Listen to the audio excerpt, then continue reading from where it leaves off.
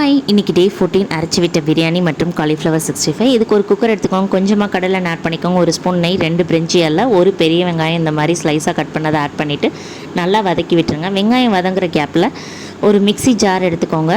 அதில் ஒரு அன்னாசிப்பூ, 2 கிராம்பு, ஒரு பட்டை, ஒரு ஏலக்காய், ஒரு ஸ்பூன் சோம்பு, ஒரு கை சின்ன வெங்காயம், 2 பச்சை மிளகாய், ஒரு தக்காளி, புதினா கொத்தமல்லி ஈக்குவலாக எடுத்துக்கோங்க. இஞ்சி பூண்டு இதெல்லாம் போட்டு அரைச்சி எடுத்துகிட்டு வந்துடுங்க. இப்போ நம்மளுக்கு வெங்காயம் வதங்கிடுச்சு. இந்த ஸ்டேஜில் நம்ம அரைச்ச விழுது இது கூட சேர்த்துலாம். ரொம்ப பேஸ்ட் மாதிரி அரைக்காதீங்க, கொஞ்சம் குறைன்னு அரைச்சிக்கோங்க.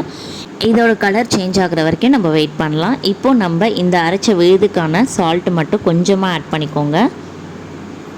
இப்போ அதையும் நல்லா மிக்ஸ் பண்ணிவிட்டு ஒரு 5 மினிட்ஸ் கழித்து பார்த்திங்கன்னா நமக்கு நல்லா கலர் சேஞ்ச் ஆகிருக்கும். இந்த ஸ்டேஜில் இது கூட நான் புளிச்ச தயிர் ஒரு 3 ஸ்பூன் ஆட் பண்ணிக்கோங்க. நல்லா மிக்ஸ் பண்ணி விட்டுருங்க. இதுக்கப்புறம் ஒரு 5 மினிட்ஸ் கழித்து பார்த்திங்கன்னா நல்லா கொதி வர ஸ்டார்ட் ஆகும். இந்த ஸ்டேஜில் நான் 1 மணி நேரத்துக்கு முன்னாடியே சீரக சம்பா அரிசி ஊற வச்சு, நீங்கள் எந்த அரிசியில் வேணாலும் பண்ணலாம், அதை அப்படியே இதோட சேர்த்துக்கோங்க தண்ணி இல்லாமல்.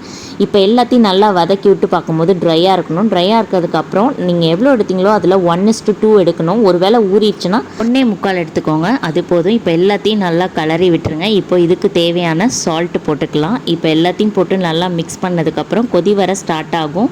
இதான் ஸ்டார்டிங். ஒரு 5 மினிட்ஸ் கழித்து பார்த்திங்கன்னா நல்லா கொதி வர ஆரம்பிக்கும். இப்போ நம்ம எல்லாத்தையும் மிக்ஸ் பண்ணும்போது தண்ணியும் அரிசியும் ஈக்குவலாக இருக்குது அப்படின்னா நம்ம கரெக்டான ஸ்டேஜ் லோ ஃப்ளேமில் வச்சு அப்படியே குக்கரை மூடி போட்டு மூடி வச்சுருங்க. 10 மினிட்ஸ் கழித்து ஓப்பன் பண்ணி பார்த்தீங்கன்னா நமக்கு சுட சுட அரைச்சி விட்ட பிரியாணி ரெடியாக இருக்கும். நான் ஏன் இந்த மாதிரி அரைச்சி விட்டு செஞ்சேன்னா, குழந்தைங்க இந்த மாதிரி எதையும் ஒதுக்க மாட்டாங்க, அதனால் நான் அரைச்சி விட்டு செஞ்சேன். நீங்கள் அரைக்காமலையும் பண்ணி பாருங்கள், ஆனால் அரைச்சி விட்டு செஞ்சேன் அந்த டேஸ்ட்டு சூப்பராக இருக்கும். ட்ரை பண்ணிவிட்டு எப்படி இருந்துன்னு சொல்லுங்கள். நம்ம மார்னிங் ஈஸியாகவும் செஞ்சிடலாம். நமக்கு இப்போ லஞ்ச் பாக்ஸ் ரெசிபிக்கு அரைச்சி விட்ட பிரியாணி ரெடி ஆயிடுச்சு. இதுக்கு சைட் டிஷ் பார்க்கலாமா?